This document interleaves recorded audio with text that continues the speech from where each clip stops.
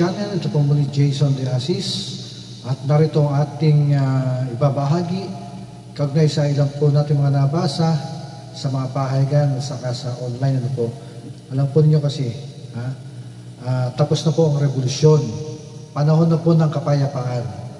Sa ika-56 na anibersaryo ng Armadong Kilusan ng Communist Party of the Philippines o CPP, isa lang po ang malinaw.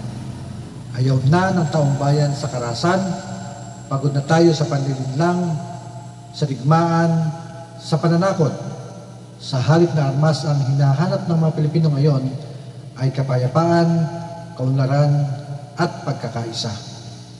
Sa pamumuno po ni Undersecretary Ernesto C. Torres Jr., ang National Task Force to End Local Communist Armed Conflict o NTF-ELCAC ay tumutugon sa mga ugat ng rebelyon, kahirapan, kakulangan sa edukasyon, kawalan ng trabaho at mahinang serbisyo mula sa pamahalaan. Ito po ay hindi paninira, kundi paglalahad ng katotohanan. Ang mga dating rebelde mismo ang nagpatunay. Sila ay ginamit, nilinlang at iniwan. Pero ngayon, may pag-asa na sila makabalik sa lipunan sa tulong ng Enhanced Comprehensive Local Integration Program o ICLIP at iba pang programa ng pamahalaan. Sa mga nalalabing miyembro ng New People's Army, hindi ninyo kailangan talikuran ang pagmamahal sa bayan.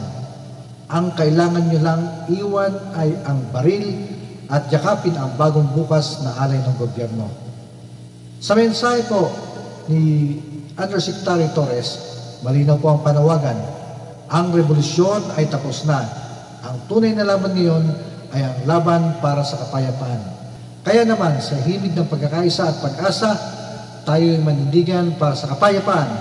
Suportahan natin ang NTF-ELCAC, suportahan natin ang pamahalang gumagalaw para sa tunay na pagbabago.